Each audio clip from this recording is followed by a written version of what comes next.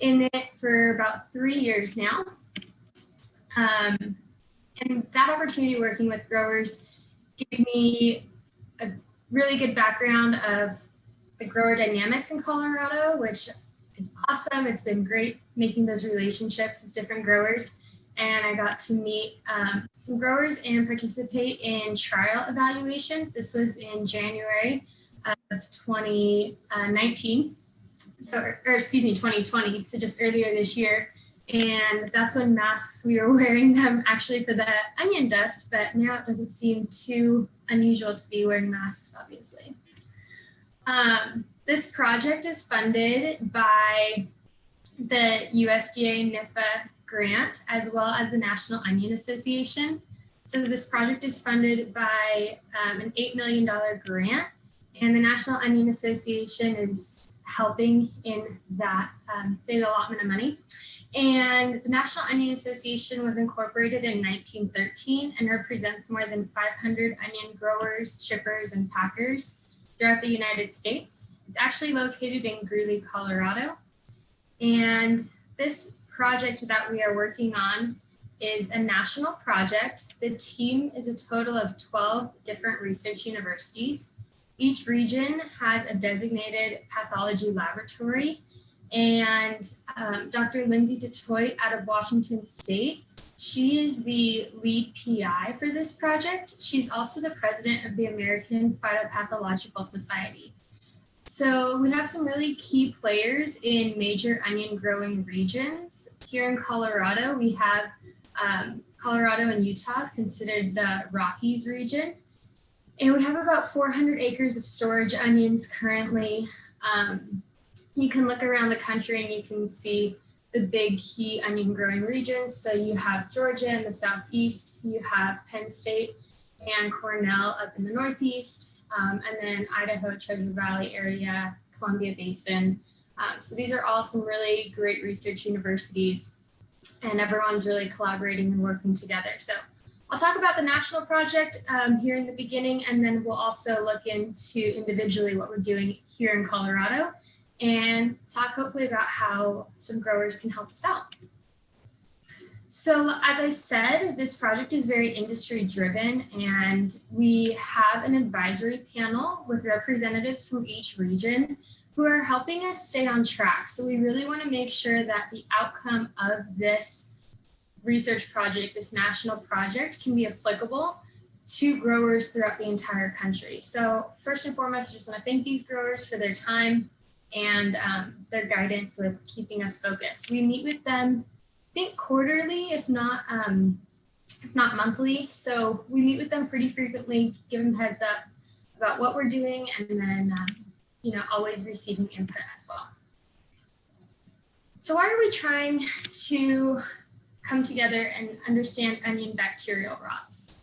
So economically, the U.S. onion production in 2017 was 140 acres with a farm gate value of $925 million.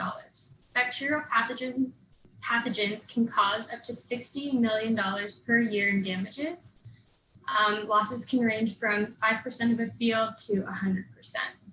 There's limited availability to manage bacterial diseases compared to fungal diseases, and they're difficult to manage due to the lack of there's not really effective rapid detection methods, and there's some pretty poor understanding on the genetic side of these bacterial pathogens. There's very few resistant commercial cultivars available. We'll talk a little bit about that as well. So, looking at our national project, the entire title is called Combating Onion Bacterial Diseases with Pathogenomic Tools and Enhanced Management Strategies. Pretty big, pretty ambitious, but we have very good funding and a very good team. So this table here, it's kind of hard to follow, but it's broken up into a few objectives. So objective A, objective B, and then we're going to be doing economic assessments as well as extension work. So objective A is about 60%, and it's utilizing genomics to identify factors that can help look at resistance in these bacteria. And then objective B is looking more at examining how key production practices, environmental factors, and inoculum sources can impact bacterial diseases and outbreaks. Economic assessment is just that, collecting data, looking at market data.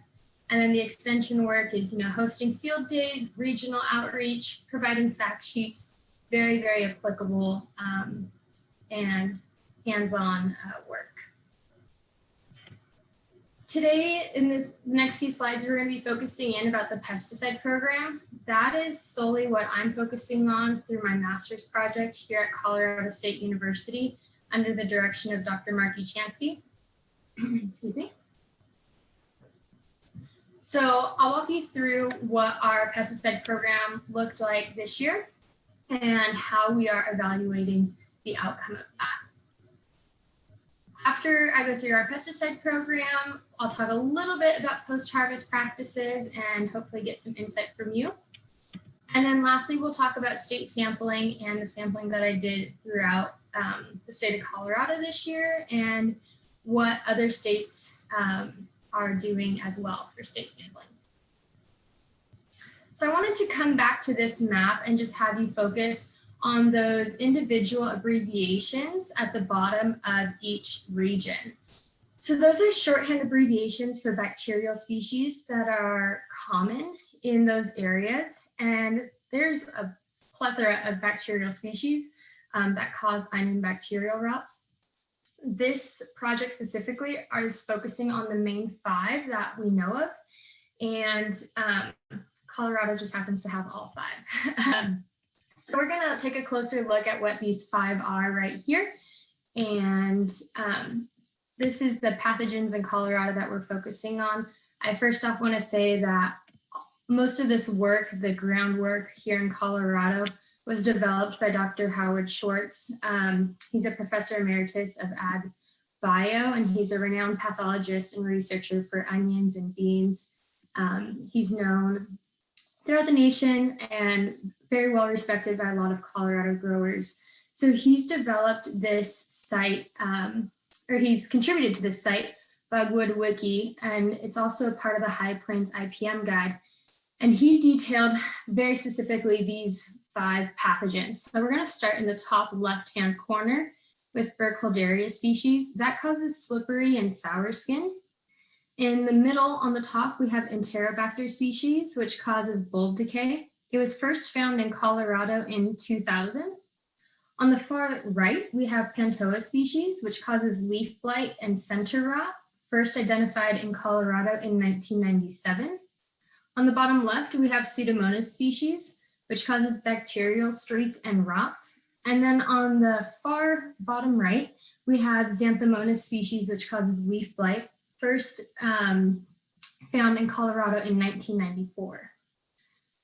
So our research project, we could have inoculated our onion field with all 5 of these pathogens, tested our bacteria or our bactericide treatments, and maybe it would have killed 1, maybe it would have killed 2, but we wanted to be a little bit more direct. And so we only focused our inoculum, and we made a suite of Pantoa species inoculum, and we applied that into our field to create disease. So I'll discuss a little bit more why we chose Pantoa species in the following slides. A little bit of background about Colorado onions. So if you aren't familiar with how onions are grown in Colorado, we're primarily storage onions. We plant in early spring, and then the bulbs develop in summer, harvest in late summer, and then storage through October through about January, February. March is kind of pushing it, so I've learned in talking with growers. These photos here on the bottom are just from our season, planting through bulbing and then all the way to harvest. And there we go. And then right now, this is what our storage treatments look like. We have them in a cooler, in a rack room, and we're storing and evaluating them up until February, March. A little bit of background, over the last 10 years, the planted, where am I at here? Planted over time in the last 10 years has definitely decreased. This is due to many reasons, not just bacterial diseases. I want to express it's also due to labor shortage, water availability, and land availability. So onion harvest can be pretty labor intensive. Additionally, production over time has decreased. And I will say though that the 100 weight per acre over time has remained steady. So that's just showing that Colorado growers are able to adapt with the change of water availability and labor and still able to produce quite a bit of onions per acre. Price over time. So this one is super interesting to me. In 2019, the price per 100 weight of onions dropped down to almost as low as it was back in 2016. And so that's pretty sad, but hopefully 2020 we'll see what happens when that data comes out. Oh, the last thing I want to say is that Colorado is the #9 onion growing state in the United States. So still pretty significant onion producing state. Okay, looking at some basics when it comes to bacteria and onions. So bacterial pathogens are present in the soil, and pathogens enter through the neck as the crop is developing, or water droplets during overhead sprinkler irrigation. So I have this little graphic on the bottom left, and you can see that as sprinkler irrigation happens, those yellow dots are going to represent maybe a droplet that, as it was coming down, picked up bacteria on the leaf. And as it slides down into the center right there at the neck of that onion, it can start to develop rotting right then and there. So it's a nice, moist, humid environment protected from the elements. Perfect spot for bacteria diseases to develop. As I said, there's more than 16 bacterial species that can cause rots, and most bacterial rots develop after harvest while in storage. The longer that the onions are in storage, the higher the chance for rotting from either fungi or bacteria. Okay, so like I said, the national project is focusing on 5 main bacterial pathogens that cause a majority of infections. We chose to pursue Pantoja species for a few reasons here. The first one being that Dr. Howard Schwartz had collected and developed a really good library for pathogens that he collected throughout his entire time. So that's from the 1980s. We have some Pantoja species from the 1980s, from 2000. And so those are now preserved in Dr. Jan Leach's lab at CSU. We were able to collect them. The great thing about that is they're pathogens that are already known to be here in Colorado causing damage. Additionally, a lot of work has been done genetically by Brian Kvetko in Georgia. He's also on our national team on sequencing the genome of Pantoja. This is helpful for recovery of the bulbs for when we're trying to recover that pathogen back from the bulbs. And additionally, Pantoja also shows leaf symptoms. It can show leaf symptoms. Although we didn't get to see any in our field trials this year, we're still hopeful that we have plenty of infection in the field, but it was just another reason why we chose Pantoja. Additionally, the life cycle of Pantoja is very well studied. It's known to live on thrips, and thrips are heavy feeders on onion leaves. So it's another way that they can be transmitted to the onion bulbs. This is a really good graphic. It's on the APS, American Phytopathological Society, if you want to know more about how thrips can affect your onion crop. Okay, so this goes back to objective B, and we wanted to know, when evaluating our pesticide program, what are Colorado growers using now? So Wilma, if you could put up that poll question.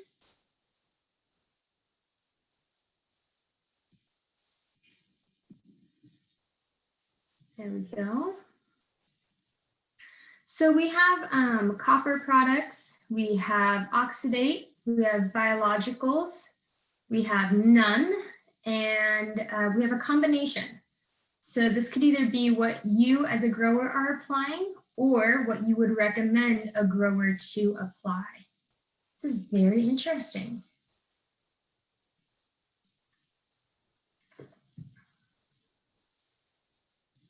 And we'll be going in and we'll be discussing what each one of these are.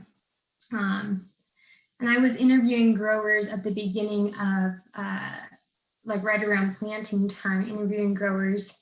And these were a majority of what I found was that it was copper, oxidates, maybe some biologicals or a combination of.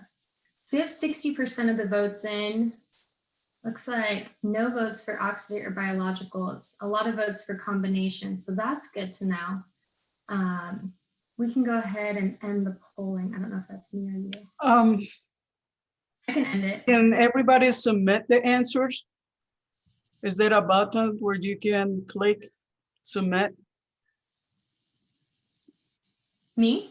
Everybody who answered the question. Yeah, I hope so.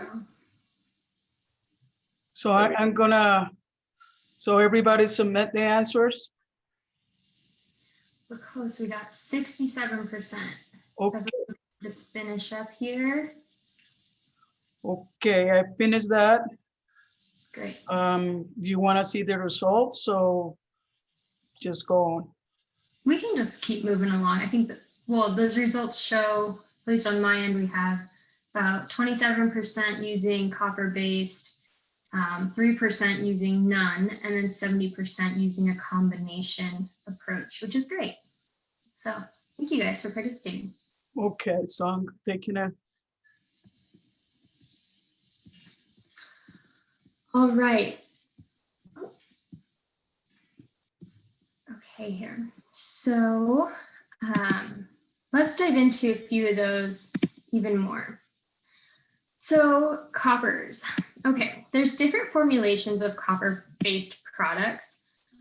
Primarily, it's copper hydroxide up to about 46%. There's cuprous oxide and there's copper sulfate. The copper hydroxide, oftentimes people mix it with a fungicide, and that seems to be pretty effective as well.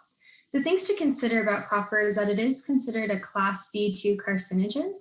It has shown, especially in tropical regions, that bacteria can become resistant to coppers. So that's something we all need to be aware of. And then phytotoxicity to plant leaves causing burn. So if you can see that picture on the far right, that was some burn we experienced in our fields this year. And it was kind of in patchy regions where we sprayed that product. But one thing to consider is if you're applying heavy amounts of copper and your leaves are getting damaged like this, it's going to have, it could possibly have an ultimate impact on the yield as those leaf surface area is burned. Additionally, copper has been proven to be very effective at killing bacteria, but it's non-specific. So that means that it could kill all the bacteria in your soil, good and bad. So that's something we need to be aware of as well, especially as the conversation keeps developing around our soil health. So this was a guide that, again, was in the High Plains IPM guide. It was developed by Dr. Howard Schwartz and David Gett in 2007. And at that point, the primary recommendation, and it has been for years, is still considered by many for the primary solution of bacterial diseases is copper at these different rates. You can see a mixture here. I'm sure some of these names look very familiar to you if you're using copper products. I think a few of them like Top Cop with S. I think that's kind of fizzled out a little bit. Correct me if I'm wrong. If anyone uses that, please let me know. But Coside is still very, very much used, and Champ is very heavily used still as well. So as we're seeing these products here, these are traditional products, we're also curious to see how new products coming to market can be effective against bactericide or bacteria diseases, excuse me. So just comparing bactericide products with these traditional options, as well as some of the new ones coming to market. This is an example of, I wouldn't say it's new to market, but it's newer oxidate products. The great thing about them is that they're OMRI approved. So if you're an organic grower or have, considering switching to organic, you can start using OMRI approved products such as oxidates.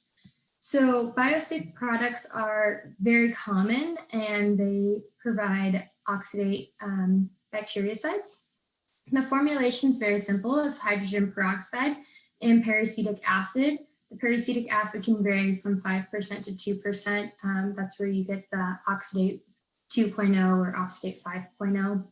And they've done industry-funded summaries to look at the efficacy of oxidate products on Xanthomonas, which is a bacterial pathogen. And that was done in 2011, and we're hoping to answer similar questions. And then first I want to define biologicals. So this can be a product that is used to initiate a plant response, or it can be a product that contains living organisms. That's known as an antagonistic bactericide. So that's when you have a good bacteria trying to outcompete the bad bacteria, or you have a good biological, maybe it's a fungus that eats that bacteria. These are coming more and more exciting for the industry, especially as we look at soil health. Growers aren't intentionally avoiding them. Research is suggesting that there's some protection level there, especially when it comes to influencing soil microbiomes and encouraging beneficial bacteria. I think the biggest thing that I've found is that growers are just not wanting to spend the money on them if they don't know the outcome or the results that they're going to get.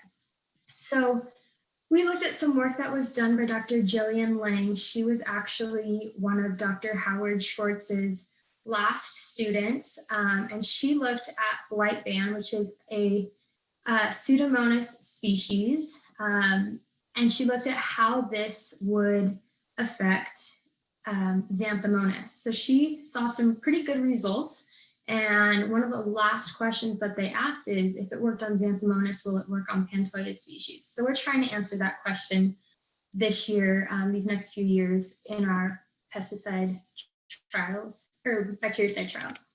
Additionally, Lifeguard WG is a bacillus species, and Washington State has seen some pretty good results after using this product.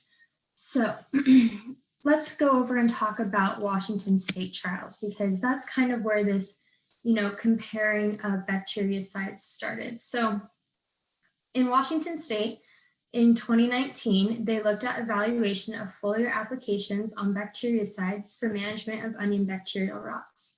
This was conducted by Dr. Lindsay DeToit and her team. And again, Dr. Lindsay DeToit is the lead PI for the national project. So this is what they found, which is pretty interesting. They found a decreased incident of bulb rot in CHAMP, Coside, Lifeguard, and then Coside plus SP8010. So CHAMP and Coside are both copper-based products. Lifeguard is that bacillus species I discussed in the slide just previous. And then Coside plus SP8010. So the SP8010 is a biological, and what we're assuming happened is that the Coside killed off the SP8010 and worked at a lowered efficacy than just Coside alone would have worked. Additionally, we looked at marketable yield, and we saw that with Coside, Lifeguard, and Coside plus SP8010, we saw a significant increased marketable yield compared to the other products. So all these things are really good to keep in mind, not just decreasing our bulb rot, but also what maintains the marketable yield as well. Based on these previous trials, we're trying to use Coside, Lifeguard, CHAMP, we're trying to use all this information into our trials. So our big question of how do we stop the rot? I have a few hypotheses. So one is that copper-based compounds will reduce bacterial rot as compared to an untreated control in inoculated bulbs. I also hypothesized that alternative bactericides, and I want to clarify that is the oxidates and biologicals, will reduce bacterial rot as effectively as copper-based bactericides. And lastly, I hypothesized that cultivar selection can affect bulb rot development. Photos on the left are just some examples of very classic bulb rots that you would see if you've cut into an onion and there's rotting. Okay, I briefly want to describe that we planted 2 cultivars to observe how neck diameter can affect bulb rot. So if we think back to how bulbs are initially affected, so those water droplets moving into the neck right there, the bulb, we can think about how maybe having a smaller diameter of a neck on the bulb would reduce the likelihood that those droplets could actually form and develop. So if you look at the variety on the right, it's kind of pixelated on my screen. I hope it's a little more clear on yours. But you can see that's a really tight neck as to where the variety on the left has a little bit wider, broader of a neck. So we're just considering that as maybe something that could be effective. I want to show you this video right here. I'm gonna hope it works. Okay. For some reason.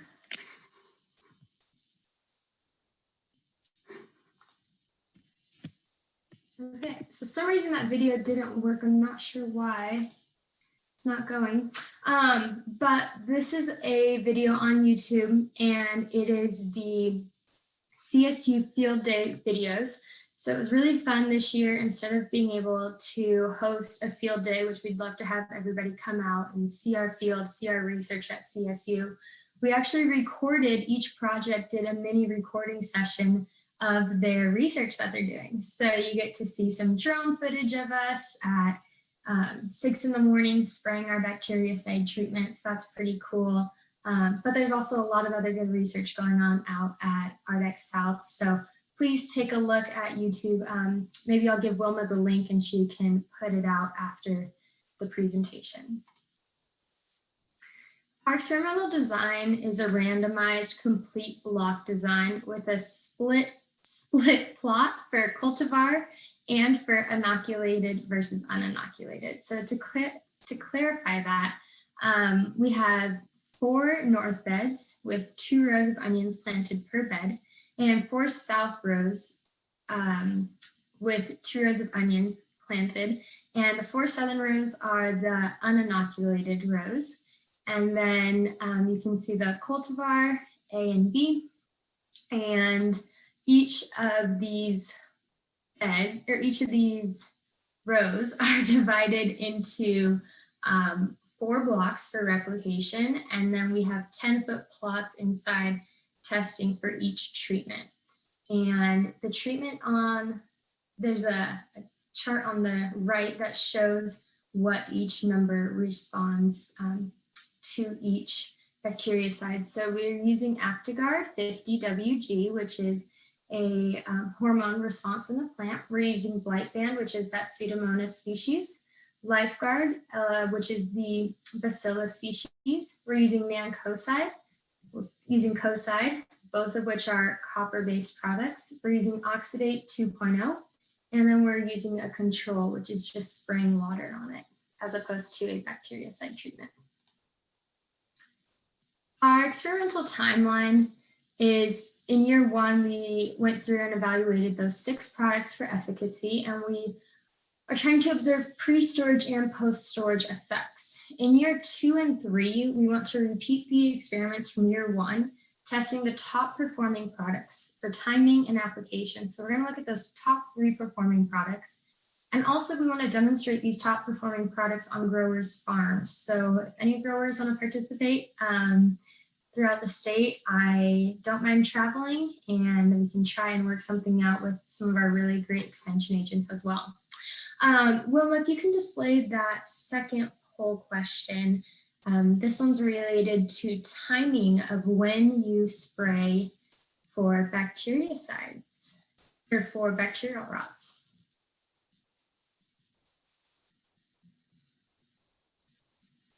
So our options here are in-field at the first site of bactericide symptoms, in-field after the first hail event, in-field before a predicted hail event, or do some people do it in storage right before going into storage?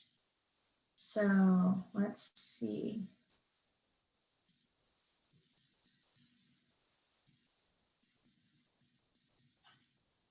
Really good responses here. Thank you everybody who's participating. We got 55%. I think we got up to 70 last time, so keep it open for a little bit here. Just remember after answering the question to submit the answer. Yeah. These are great. Yeah, a lot of people saying in-field at the first site of bacterial symptoms. You know, people saying in-field before a predicted hail event. I know that's like that's a quarter in the swear jar saying that word, but out here in Colorado for sure. Great, thank you everybody for your votes. That's really good. I'm gonna end the polling. Looks like most people said in the field at the first site of bacterial symptoms. Great. Okay. Okay. So this is our experimental timeline again, really open to hearing hearing some insight from what people have to offer about these poll results. Next slide here. There we go. So our results, we just finished collecting our results for harvest. Let me see, back in October. So we're still looking at that. With these results, we looked at each individual size. So if you guys are familiar with these sizing tables here, you have the top rack would be a jumbo, the middle rack would be a large onion, the bottom rack would be a medium size onion, and then anything that falls through that medium rack, that very bottom one, would be considered a small, some people call them creamer onions. And so we've looked at, for each treatment and each replicate, we collected 30 random bulbs and looked at the size that we got from it. We also took the total weight and the total weight of only 30 onions. And then we'll be storing those 30 onions. The photo on the far right is a squeeze test, which what this is every month I pull out the onions from storage and I go through and I just firmly press around the neck of the onion to determine if there's any suggested rot. If there is, it would often be really soft or squishy. Sometimes you can even see an ooze coming out of the neck, or you can even just smell like a rotten onion smell. So these are ways that we are going to be evaluating the onions. And then at the end of the shelf life, when growers would normally, have them totally out of storage, we're going to cut all 30 of them and be looking at the rots and how the severity of the rot as well. Our overall hope is to inform growers about these products and their efficacies. We're going to look at them regionally and determine how helpful it can be with these integrated practices that growers are currently doing. So we want to compare product efficacy across onion growing regions in the US. Washington State, looking at their trials compared to Utah, here in Colorado, Texas, Georgia, New York. A lot of these states are often testing the same bactericide products. So maybe in Georgia, where they have higher humidity, maybe they won't get some of the same efficacy as we would here in Colorado with our drier temperature or with our drier climate. Some people are saying even our altitude can affect it. So comparing our altitude maybe to Texas, we're just trying to look at all these products. We're looking to evaluate as well about yield and foliar damage, understanding bacterial rot development and storage over time, and then additionally just to understand the relationship of cultivar selection and bacterial resistance. We're finishing up here, just have a few more slides. And I wanted to come back to this so we can think big picture again. And I wanted to look here at post-harvest practices. So this is part of Objective B that the entire national program is looking at. And so I just wanted to briefly talk about it here, and then we're going to talk and finish up about state sampling. So that was everything about pesticide program. We're going to go into these last two here very briefly. So Wilma, if you can put up that third and last poll question. Objective B is wondering, are Colorado growers doing post-harvest treatments? So this is directly asking if you're applying a product either through a fogging system or maybe a misting post-harvest right before they go into storage, or maybe when they're in storage. I'm not talking about a sanitation step of your facility. So I'm not talking about, if you have your empty room and you fog it out to sanitize it. I'm not talking about that. I'm talking about, do you actually put anything on your product? This is very interesting. This is great. Thank you everyone for your responses. Everyone's quick on the polls now too. For those of you saying yes, I would love to reach out to you and know what products you're using, and maybe if you do it internally or if you do it externally. I know there's some companies who go around and will come to your farm and do it for you. So very interested to know kind of what everyone's using. So we have 61%. If we can get a few more votes. I know we've been averaging about 75% of attendance.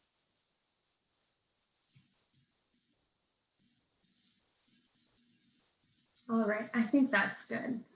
So we have 14 people saying yes, that they do, and 18 people saying no. So that's pretty good. I'm actually going to take a quick picture of that real quick, just screenshot that. That's interesting. Great. So that's just to kind of give us some information and kind of help us out with determining, should we be looking at this more than we are? Should I be giving this more attention at looking at how this can affect bacterial rot? So thank you everybody for your participation in that question. Looking now at Objective A. So this is the state sampling. So this map here was created in 2003 by a group of individuals at CSU in the Department of Crop and Soil Sciences. And they listed out the primary areas of onion production. We have the Northwest, we have the Northeast, Southwest, and Southeast.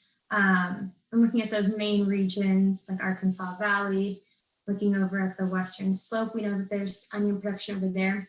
So my goal was to get a sample from each one of these areas throughout the growing season. I think with COVID, there was a lot of restrictions on traveling. However, I was able to get some sampling done in the northeast corner out in Weld, down in Brighton area, in Adams County, and then we were able to do some sampling at our CSU RNet farm as well. So I wasn't able to get down to the southeast or to the southwest, but next year I hope to get down there and meet some of those growers as well. So we're going to be sampling from, our goal was 5 sites. We didn't reach that yet, but we're still hopeful.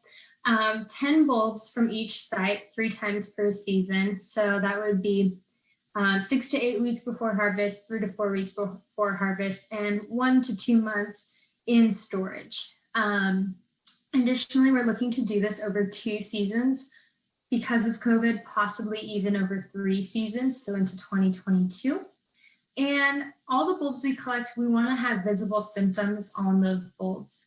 And the other thing is, some people might be asking, like, why only 10 bulbs per site? That seems like so little. Well, from one bulb, we can collect about 50 or more isolates of bacteria per bulb. So that is a lot of work for our pathology lab to go through all 50 isolates and sequence them or look at them. So how this sampling works is, here in Colorado, I would collect these bulbs, these visibly infected bulbs. send them to Utah State, working with Dr. Claudia Nischwitz, a renowned pathologist, and she's our pathology lab. From there, she'll go through and isolate them. So that's where they take these big streaks, and that's where you can get 50 isolates per one bowl. And then from there, their goal is to put them into a network and develop a public searchable database through AlliumNet. If anyone's familiar with AlliumNet, it is a great resource for onion growers. And we want to be able to manage this site for bacterial strains and associated data. So collecting any weather information, looking at any, maybe what bactericides did they use and still, had issues of bacterial problems. So this is the big goal, the big picture. We hope to develop some diagnostic tools and just develop some sort of, availability of resistance. The industry impact of doing this sampling is to compare pathogen differences throughout the country, again, looking at those main growing regions, and also to evaluate virulence factors for these pathogens. So what's their strength? What are their adaptability to, different climates? Are they host specific? Can they go from, if you're rotating beans and onions, can they survive on the beans? Can they survive on the onions and infect something else? So these are all questions that we're really trying to understand in terms of looking at the bacterial pathogens. Lastly, I just want to thank our team. So Dr. Mark Uchansky, Dr. Mike Bartolo, Jane Davey, who is working at our field, and Dr. Jillian Lang. I used some of her research and she's helping us in connecting some of Dr. Howard Schwartz's work into our project, and Brandon Sandoval, who's our undergrad assistant. And lastly, I want to thank all of you for your time. And if you have any questions, feel free to email me, drop them in the chat box. This video on the top left is us evaluating samples and getting our weight and taking those 30 bulbs. And then on the bottom right is just a thankfulness to all of our farm workers and showing them appreciation, especially during such a hard year. So remember to be thankful for all of our farm workers as well. So that's it. Thank you very much. This is a very good presentation. I just want to remember everybody that this is 102, that anybody who would like to earn this credit for their commercial applicator license. At the end, if there is no questions to Antoniette, I'm gonna put another poll for with 5 questions, so you can answer it for everybody who wants to earn the credit. Remember to submit the answers at the end. So is there any questions for Antoniette?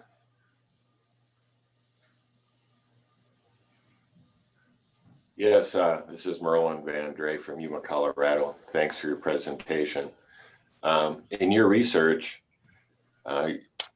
when you're working with the coppers and the oxidates and so forth, are you guys going, when are you starting the treatments? Are you going prevent to start, or are you waiting for signs in the field? And approximately how many treatments are you making during the season, and when are you terminating?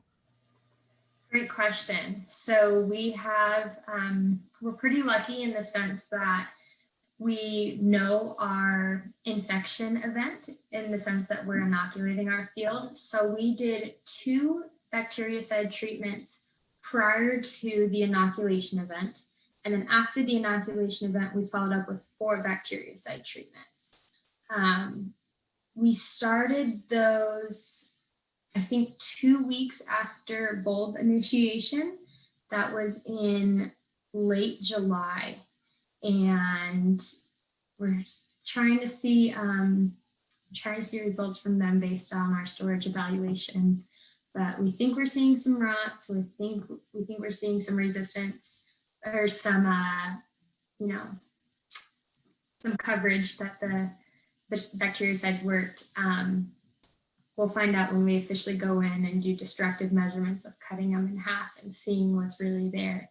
But yes, so 2 treatments prior to an infection event and then 4 treatments after. Thank you. Mm-hmm. The link for the video, the template is on the chat room.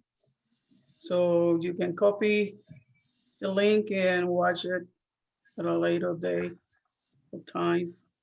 I was gonna say, it's really short, it's only 2 minutes. We used an awesome backpack sprayer that mimics the way a tractor would go over your field. It's a 10-foot boom and we have our treatments right in the backpack and it's all CO2 pressurized. So you can see that in the video. I strongly recommend checking that out. I see a message. Oh, it's a private message, so I can respond back.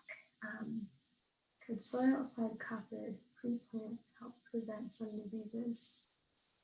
Yeah, so I got a private message and I can share it if that person doesn't mind, but could soil applied copper pre-plant help prevent some diseases? So pre-plant, I'm not sure, but looking at how copper works is that it kills kind of everything in that soil bed right away. So I think it could help, but I don't know if it'd be as effective at actually getting into the neck of the onions where those rots really develop. And Dr. Marky Chansey also shared the links for all the field days videos posted as well. So, any other questions? For those who did answer yes on the post-harvest treatments, please feel free to reach out to me. I would love to know what you're using and how we can study that a bit more. So, really interested in